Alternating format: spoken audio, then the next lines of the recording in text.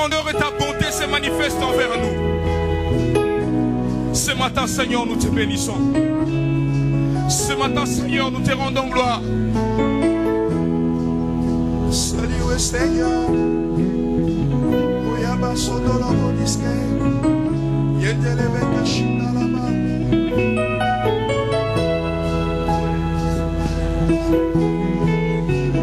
Yendeleve Kashinda Lama Niske.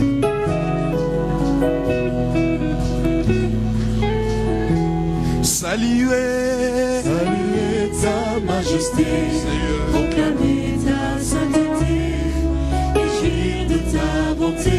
Je viens contempler auprès de toi les merveilles de ta gloire qui font briller ma foi. Je viens pour te dire des mots d'amour, à toi mon vrai secours, en qui je me retrouve. Je viens.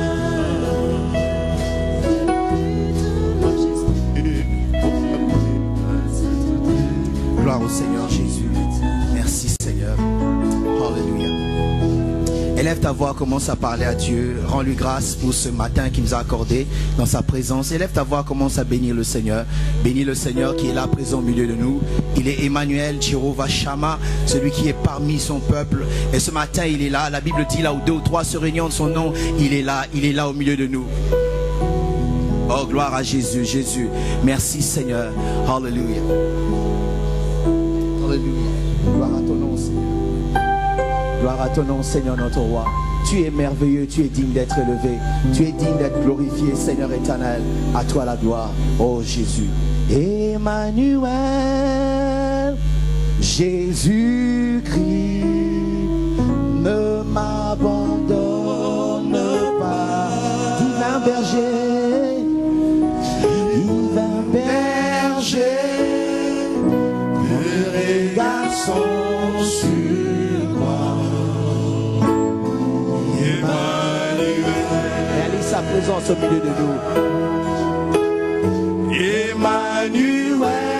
Alléluia. Jésus-Christ, ne m'abandonne pas. Divin berger, tes regards sont sur moi.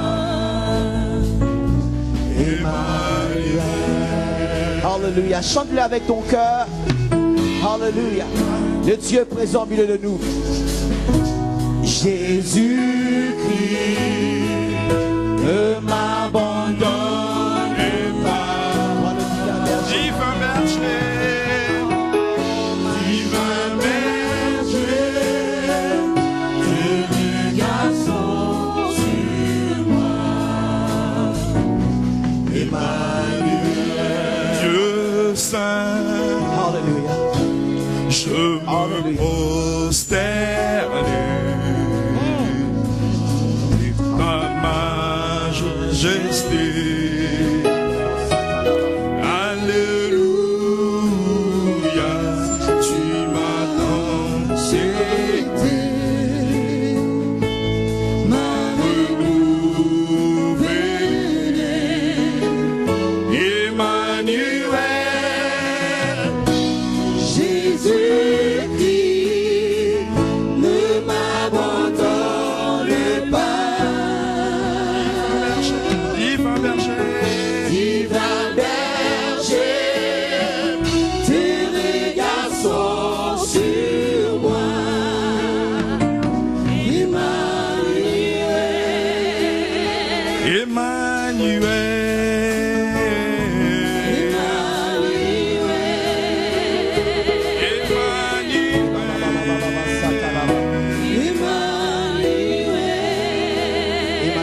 Dieu présent au milieu de nous.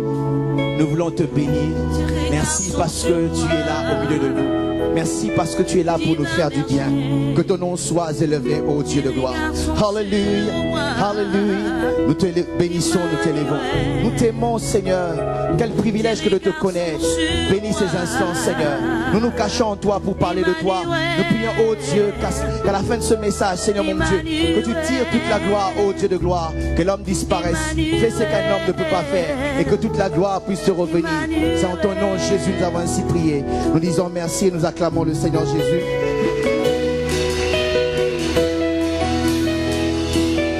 Je disais, est-ce qu'on peut acclamer le Seigneur Jésus bien et très fort?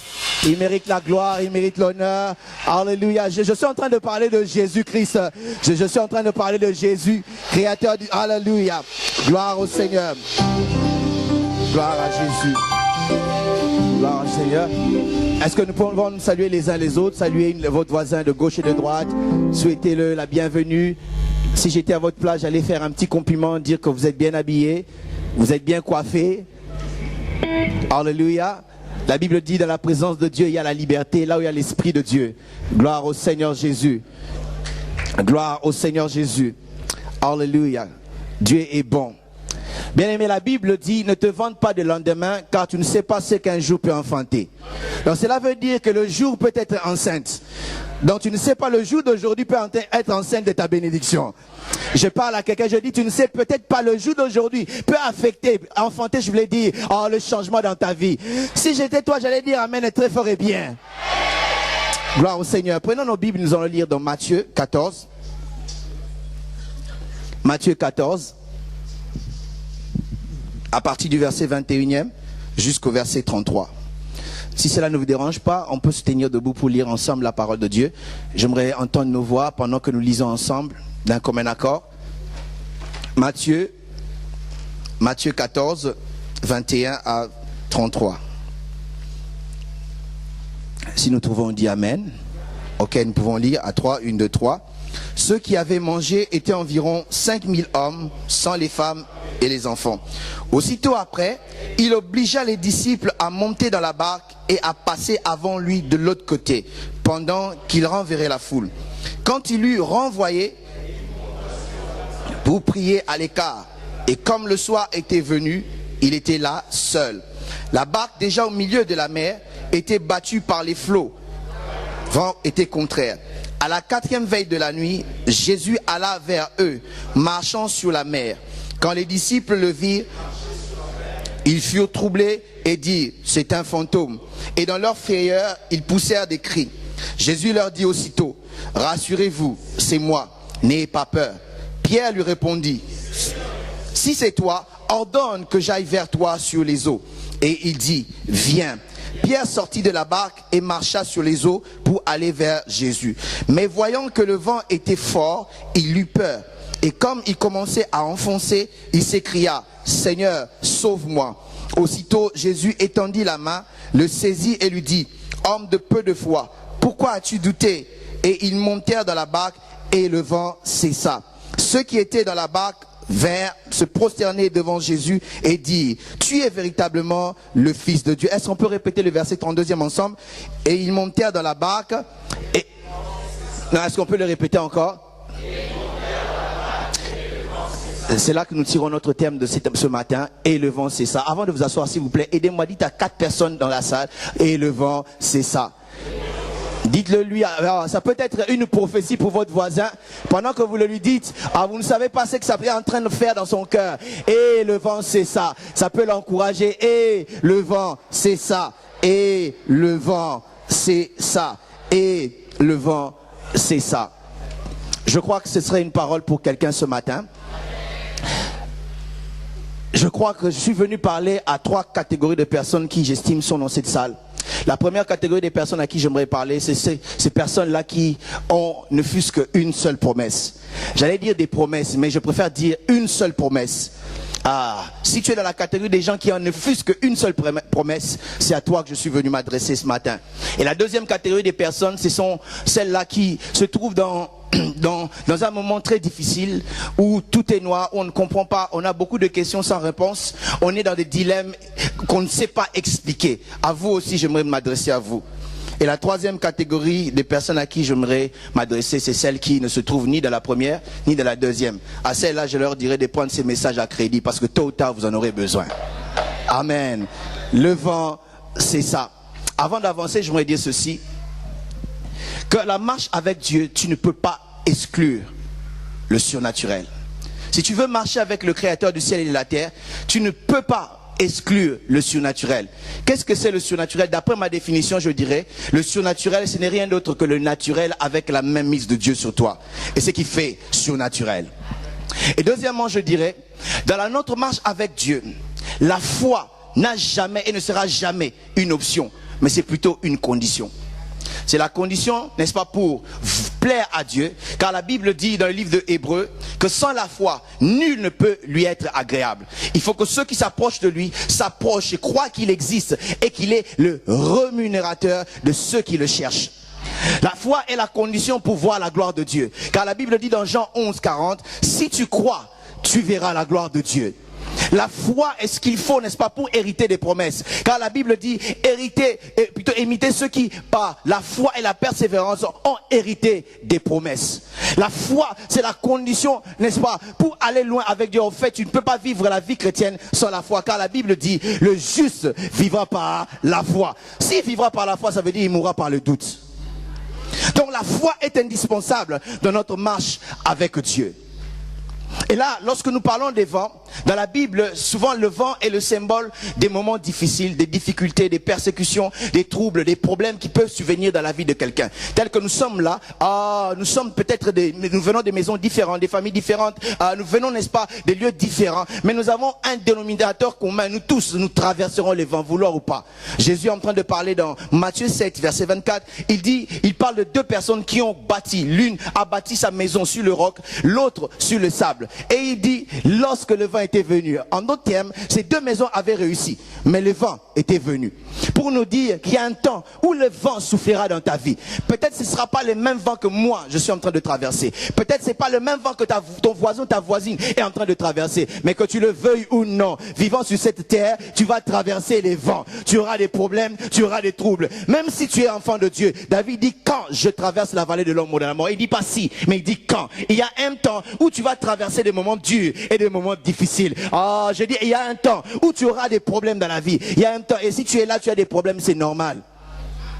Si tu ne veux pas des problèmes, vaut mieux pour toi mourir. Peut-être tu n'auras plus de problèmes, mais tu vas laisser des problèmes derrière toi. Les problèmes sont communs à l'humain. Les problèmes vont toujours arriver et venir dans notre vie, que tu le veuilles ou non. Le vent va toujours souffler. Et lorsque je lis la Bible, je vois certains récits qui parlent de vent, qui parle des vents qui se lèvent contre, les vents et les tempêtes qui se lèvent. Je vois par exemple l'histoire de Jonas.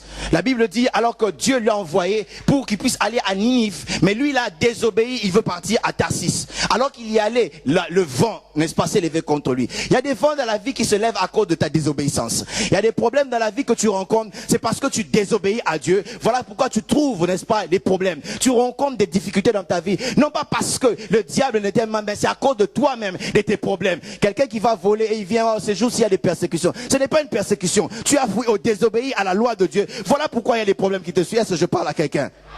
Lorsque nous désobéissons, on peut pas penser que désobéir à la parole de Dieu sans qu'il n'y ait pas de conséquences. Il y aura toujours, n'est-ce pas, des problèmes qui viendront dans notre vie lorsque nous désobéissons à la parole de Dieu. Oui, Jonas a désobéi à la parole de Dieu. Mais ce que j'aime, si tu es là, à cause de ta désobéissance, tu es en train de traverser des moments difficiles. J'aimerais te dire de faire comme Jonas. Souviens-toi que notre Dieu est un Dieu miséricordieux. Je dis, souviens-toi que notre Dieu est un Dieu miséricordieux. Je vais y revenir. Deuxième sorte de vent que je trouve dans la Bible, c'est ce vent-là que je trouve dans Actes 27, qui parle de Paul. Paul qui va rencontrer une tempête appelée Héraculon, un vent violent qui se levait contre lui, non pas parce qu'il avait désobéi à Dieu, mais parce que les gens qui étaient avec lui avaient désobéi. Il a dit à ces gens de ne pas bouger, mais eux, ils ont désobéi et le vent est venu dans sa vie à souffler contre eux tous, y compris Paul. Ça, c'est le genre de vent, les genres de problèmes que nous traversons, non pas parce que nous sommes la cause de ces problèmes, mais parce que les gens autour de nous ont causé. Ah, peut-être quelqu'un dans la famille a causé ce vent qui emmène la honte dans toute la famille. Ah, quelqu'un a fait quelque chose et le vent, n'est-ce pas, est en train de souffler contre toutes les personnes. Tu n'étais pas l'auteur, tu n'as rien fait pour cela. Tu as obéi à la parole de Dieu, mais le vent souffle contre toi. Je ne sais pas si je parle à quelqu'un. Ah, tu as des problèmes, tu traverses des difficultés, tout simplement parce que une autre personne a mal agi, une autre personne a désobéi et toi tu es en train de payer aussi le prix. À toi, j'aimerais te dire, oh, n'oublie pas à qui est-ce que tu appartiens. Paul a dit, le Dieu à qui j'appartiens. Oh, le vent l'a emmené, même dans une île qu'il n'avait pas voulu y aller, mais il s'est retrouvé là-bas et même le serpent l'a mordu. Tout ce que tu as fait, souviens-toi à qui tu appartiens et secoue le serpent dans le feu.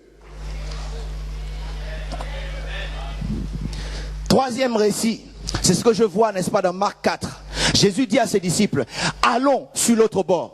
Et lorsqu'ils vont entrer, n'est-ce pas, dans la barque, pour aller de l'autre côté, le vent va se lever. La Bible dit, un vent contraire va souffler contre eux. Non pas parce qu'ils ont désobéi, non pas parce que les autres ont désobéi, mais parce que eux-mêmes ont obéi à la parole de Dieu. Il y a des problèmes, des difficultés, des troubles que nous rencontrerons dans la vie, tout simplement parce que nous voulons plaire à Dieu. Parce que tu veux plaire à Dieu, il y a d'autres amis qui te quittent. Parce que tu veux plaire à Dieu, il y a même certains membres de ta famille qui se lèvent contre toi. Parce que tu veux plaire à Dieu, les gens me disent, mais qu'est-ce qu'il veut montrer, il exagère. Parce que tu veux obéir à Dieu, tu rencontres les vents dans ta vie. Ça, c'est le genre de vent que nous avons lu, n'est-ce pas, dans cette histoire. Car la Bible dit, Jésus les obligea d'aller de l'autre côté. Parce qu'ils avaient obéi, ils vont rencontrer le vent. Mais qu'est-ce qui va se passer? Ils n'ont pas commencé dans la mer. Ils ont commencé quelque part. Avant cela, il y a l'histoire de la multiplication de pain. Quelqu'un peut m'aider plutôt à dire multiplication de pain?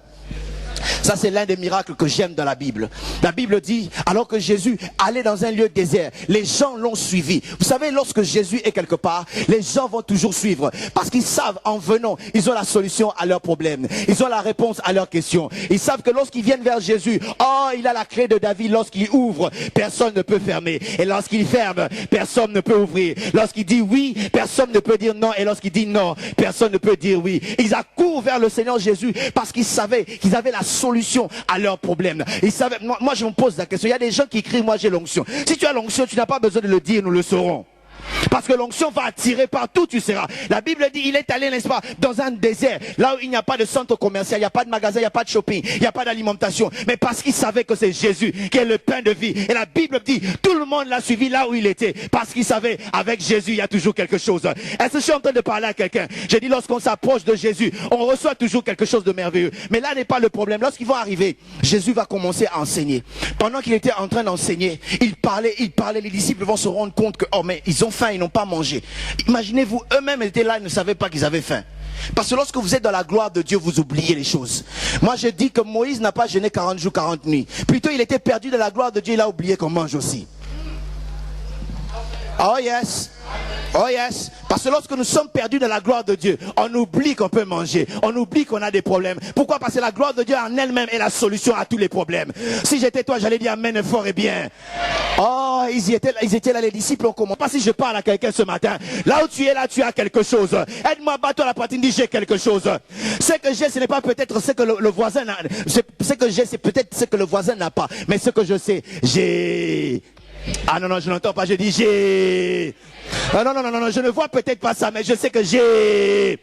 Ne regrette pas ce que tu n'as pas, parce qu'avec ce que tu n'as pas, tu ne peux rien faire. Mais avec ce que tu as, tu peux même avoir ce que tu n'as pas. Oh, je dis, avec ce que tu as, tu peux avoir même ce que tu n'as pas. Aide-moi à dire, j'ai quelque chose.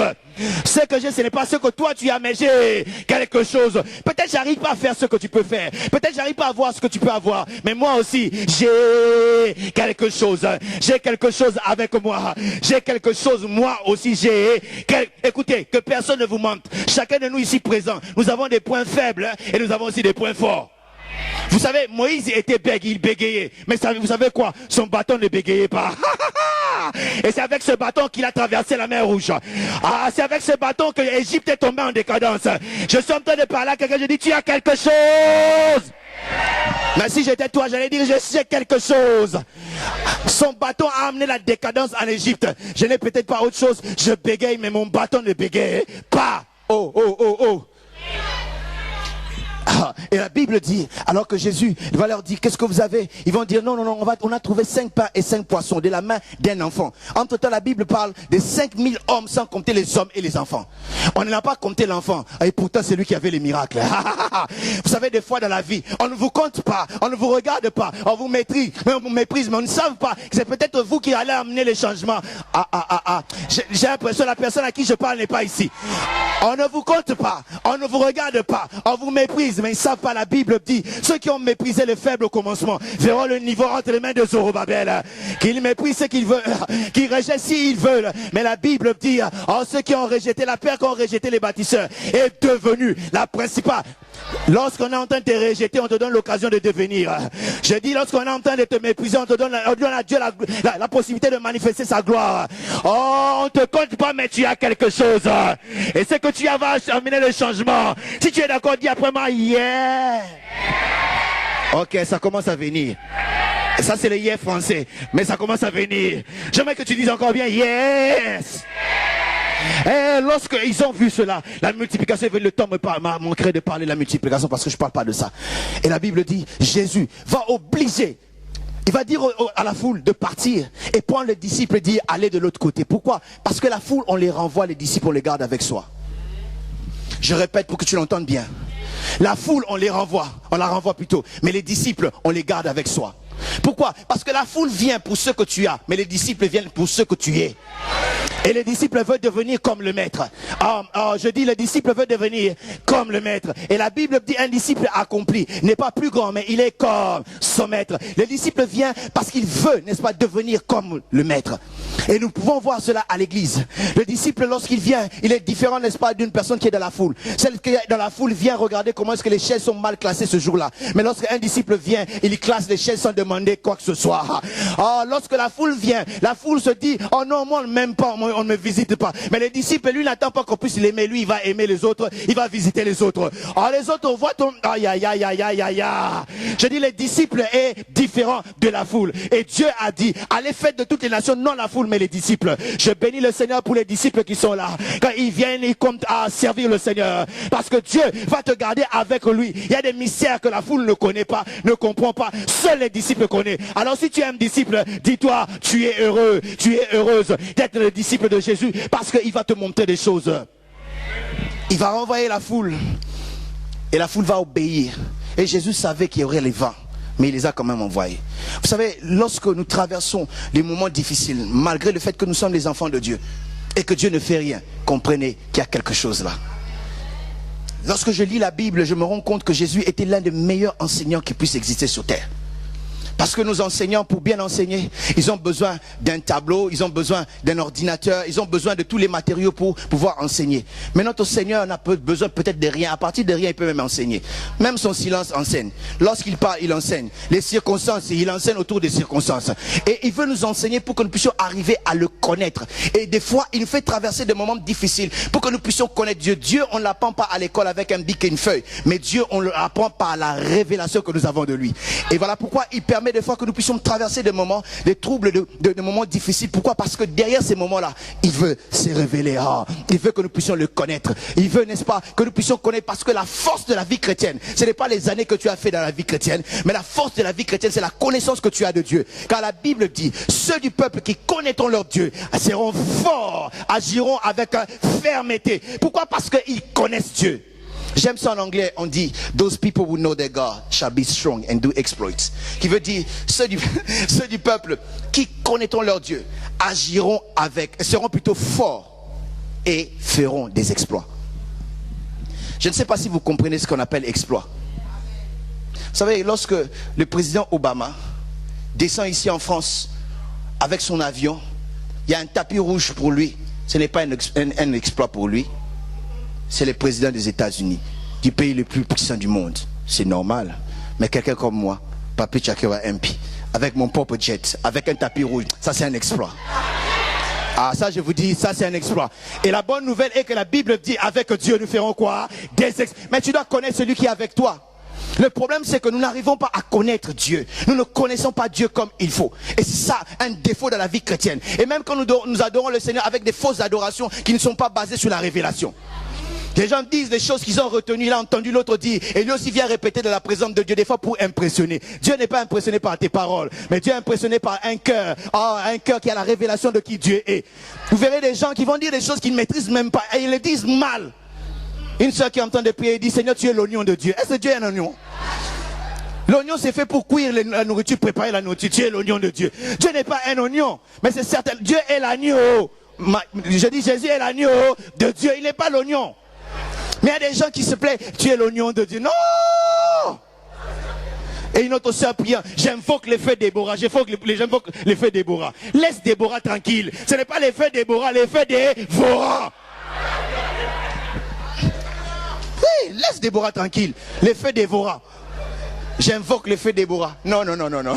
C'est plutôt les feux dévorants. Mais parce qu'on a entendu les autres personnes le dire, on a retenu, mais on n'a pas la révélation de ce Dieu. Et on veut faire comme tout le monde. Mais ma prière que ce matin, quelqu'un puisse avoir la révélation de ce, de ce Dieu qu'il sert, de ce Dieu qu'il adore. Aide-moi, dis à ton voisin, tu as besoin de la révélation. Ah, tu as besoin de la révélation. Dis, tu as besoin de la révélation. Pas seulement les habitudes, tu as besoin de la révélation. Pour connaître Dieu, tu as besoin de la révélation. Hallelujah. Jésus voulait en fait se révéler à eux. Parce que les disciples connaissaient le Jésus qui a marché sur les eaux. Ils ont connu le Jésus qui a multiplié, n'est-ce pas? Plutôt, ils connaissaient le Jésus qui a multiplié les pains. Le Jésus qui a ouvert les yeux des aveugles, qui a chassé les démons, mais ils ne connaissaient pas le Jésus qui était capable de marcher sur les eaux. Et la Bible dit, n'est-ce pas, alors qu'ils étaient au milieu, n'est-ce pas, de la mer, c'est en ce moment-là que Jésus a décidé de venir. Et c'est aussi en ce moment-là que le vent a décidé de souffler contre eux. Le vent pouvait souffler quand ils ont commencé leur voyage. Mais le vent a attendu, il dit non, non, non, non, non, qu'ils arrivent au milieu. Des fois, le diable te laisse encore. Il attend que tu arrives au milieu de ton projet, de ta marche avec Dieu. C'est en ce moment-là qu'il vient attaquer. Et pourquoi? Parce que souvent, quand nous avançons avec le Seigneur, nous avons tendance à nous relaxer, nous lasser. Et nous comprenons, les choses sont devenues normales. Normales. Et on se permet des choses qu'on ne pouvait pas se permettre hier. Comme un frère qui était en train de regarder des mauvais films et dit, je suis en train de chercher les fardeaux des âmes. Les fardeaux des âmes. Et c'est en ce moment-là que le diable vient, n'est-ce pas, nous attaquer. Et il sait facilement, parce que nous nous relaxons, nous nous lassons, il commence à nous distraire.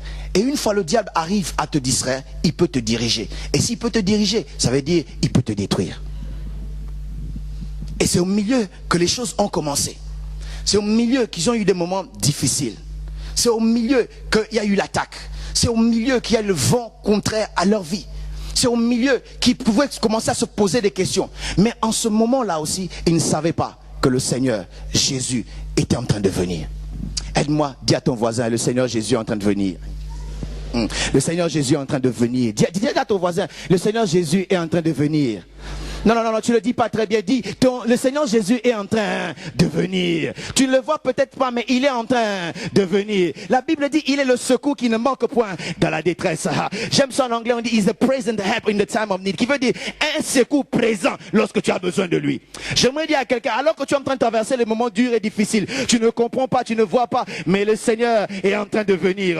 J'ai dit, le Seigneur est en train de venir. Aide-moi, dis à ton voisin, le Seigneur est en train de venir. Dis-le très bien, il est en train de venir. Il est en train de venir pour te secourir. Il est en train de venir pour te soutenir. Il est en train de venir pour t'aider. Il est en train de venir pour te faire sortir. Le Seigneur est en train de venir. Dieu n'a jamais été absent lorsque tu traverses ces moments difficiles.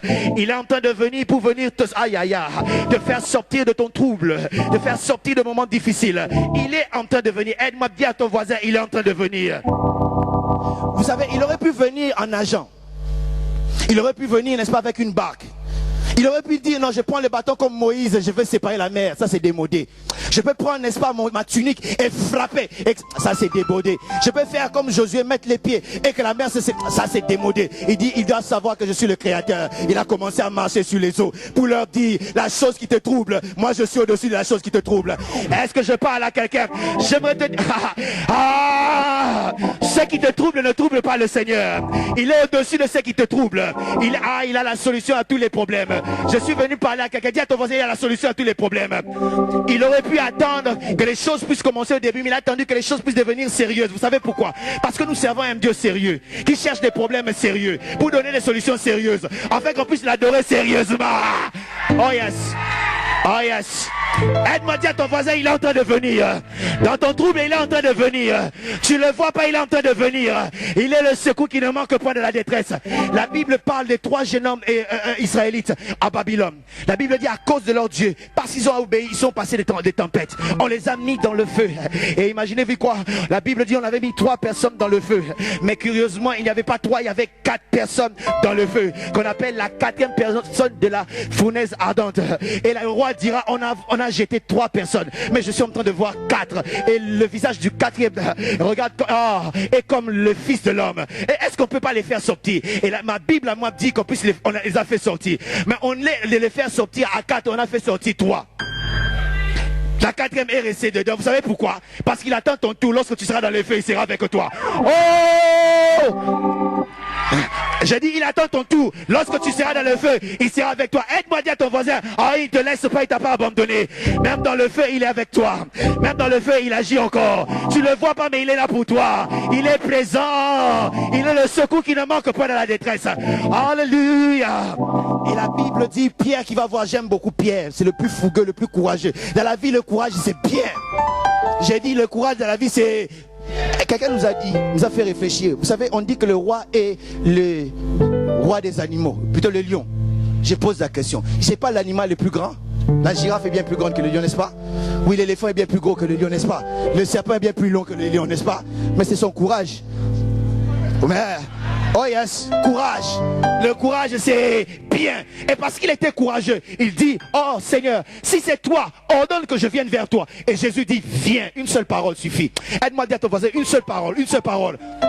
Une seule parole peut te faire passer du naturel au surnaturel. Une seule parole peut te faire passer de la maladie au miracle. Oh, une seule parole, oh my God, une seule parole. Et la Bible dit, Pierre a quitté la barque pour entrer dans l'eau. Je pose la question. Pierre était un professionnel de la pêche. Et en tant que pêcheur, le meilleur endroit lorsque la tempête est en train de souffler, ce n'est pas, n'est-ce pas, dans l'eau, c'est dans la barque. C'est là qu'on est en sécurité. Mais lui, à cause de la parole, il a commencé à marcher. Pourquoi? Parce que la parole change ta façon de voir les choses. Elle change ta perspective. Quelqu'un qui croit à la parole, qui a la foi en la parole de Dieu, sait que ce n'est pas ce que les médecins qui disent qui est important. C'est pas ce que les économistes disent qui est important. C'est pas ce que les hommes disent qui est important. Ce qui est important, c'est ce que Dieu dit. Parce qu'une chose peut médicalement être pas bien, économiquement pas explicable, physiquement pas explicable, mais Jésus par là, ça peut réussir. Oh my God, excusez-moi pour le mot, dites à l'Académie française d'ajouter ce mot, Jésus par là. Ah, peut-être la physique n'accepte pas cela, l'économie n'accepte pas cela, mais lorsque Jésus le dit, cela est vrai, cela est applicable, cela est vérifié, car sa parole est tranchante, puisqu'une épée à double tranchante, elle entre jusqu'à séparer l'âme et l'esprit, les aïe aïe aïe aïe aïe aïe aïe. Je dis la parole de Dieu est puissante. J'aime la parole de Dieu. La Bible dit au commencement n'était pas les maisons, les voitures, l'argent, tout. Au commencement était quoi? La parole était avec Dieu et la parole était quoi? Dieu. Et en toutes choses ont été créées par la parole. En d'autres termes, même si je n'ai pas ces choses, si j'ai la parole créera des maisons, la parole créera des la parole créera des choses, la parole va ouvrir. Je dis la parole de Dieu est plus importante. Est-ce que quelqu'un est en train de croire ce que je suis en train de dire? Si tu crois, lève ta main, dis alléluia. C'est la parole de Dieu qui fait la différence. J'aime la parole de Dieu. Un jour, Jésus voit un aveugle. Il appelle, il dit, oh, je vais prier pour toi. Il a pris la boue. Il a mis dans les yeux de l'aveugle. Et il va lui dire, va te laver dans les réservoirs de Siloé. Imaginez-vous, c'était un aveugle né, qui n'a jamais vu. Mais va te laver. Pourquoi? Parce que la parole de Dieu connaît l'adresse de ton miracle. Hey! Je dis la parole de Dieu connaît l'adresse de ton miracle. Dis à ton voisin, moi j'ai la parole. Je respecte ce que les médecins peuvent dire, ils sont bien mais ils sont limités. La parole est au-dessus de ce que les médecins peuvent dire. J'aime la parole. Je respecte ce que les économistes disent, mais moi j'aime la parole. Et la Bible me dit, l'homme ne vivra pas du pain seulement. Je ne sais pas si c'est écrit dans vos Bibles, mais dans ma Bible, dans le livre de Matthieu 4, il est écrit, l'homme ne vivra pas du pain seulement, mais de toute parole qui sort. Je dis, l'homme ne vivra pas du pain seulement, mais de toute parole qui sort de la bouche de l'Éternel. Aide-moi à dire à ton voisin, l'homme ne vivra pas du pain seulement. L'homme ne vivra pas seulement parce que tu manges. J'aime la cuisine française. Vous savez, la cuisine française a des noms compliqués. Sauce bloquée, brocoli, poulet suspendu 3 jours au plafond sans espoir de frire. Les brochettes à la sorcellerie au Kundalpin, ça c'est la cuisine française. Toutes ces choses-là sont bonnes, mais elles ne changent pas les vies. La Bible dit l'homme ne vivra pas du pain seulement, mais de toute parole qui sort de la bouche de l'Éternel. J'entends la parole de Dieu dire, l'Éternel est mon berger, je ne manquerai de rien. Car l'homme ne vivra pas du pain seulement, mais de toute parole qui sort de la bouche de l'Éternel. J'entends l'Éternel dire, tu seras la tête et non la queue. Car l'homme ne vivra pas du pain seulement, mais de toute parole qui sort de la bouche de l'Éternel. La Bible dit, je serai avec toi, je ne t'abandonnerai pas, je ne te délaisserai pas, car l'homme ne vivra pas du pain seulement, mais de toute parole qui sort de la bouche de l'Éternel. La bouche de l'Éternel parle et dit, oh, lorsque tu traverses la mer, tu ne seras pas submergé. Lorsque tu traverses le feu, tu ne seras pas brûlé. Parce que l'homme ne vivra pas du pain seulement, mais de toute parole qui sort de la bouche de l'Éternel. Il dit, je suis l'Éternel qui te guérit. Car l'homme ne vivra pas du pain seulement, mais de toute parole qui sort de la bouche de l'Éternel. La bouche de l'Éternel parle et dit, ceux-ci s'appuient sur leurs chars, ceux-là sur leurs chevaux. Nous nous appuyons sur l'Éternel. Et ils fléchissent et ils tombent. Car l'homme ne vivra pas du pain seulement, mais de toute parole qui sort de la bouche de l'Éternel. La Bible dit, lorsque je traverse la vallée de l'ombre de la mort, je ne craindrai aucun mal, car ta houlette et ton bâton me rassurent. L'homme ne vivra pas du pain seulement, mais de toute parole qui sort de la bouche de l'Éternel. La Bible dit, il est le secours qui ne manque pas de la détresse. Les gens te posent la question, quel courage tu as? Comment tu ne comprends pas? Je comprends parce que la parole dit, l'homme ne vivra pas du pain seulement, mais de toute parole qui sort de la bouche de l'Éternel. Même si les ennemis se lèvent contre toi, ma Bible me dit, l'homme ne vivra pas du pain seulement, mais de toute parole qui sort de la bouche de l'Éternel. La bouche de l'Éternel parle et dit, toute arme forgée contre toi sera sans, car l'homme ne vivra pas du pain seulement, mais de toute parole qui sort de la bouche de l'Éternel. La bouche de l'Éternel dit, il dresse une table en face de toi, en face de tes ennemis. Il veut dire, même si les ennemis sont autour, je suis courageux, car je sais que l'homme ne vivra pas du pain seulement, mais de toute parole qui sort de la bouche de l'Éternel. S'il y a quelqu'un qui croit à la parole de Dieu, là où tu es, lève-toi et crie Alléluia.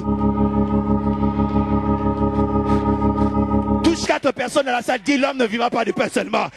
Touche les gens, dis l'homme ne vivra pas de pain seulement, mais de la parole qui sort de la bouche de Dieu. La bouche de l'Éternel parle encore. Dieu parle en tout.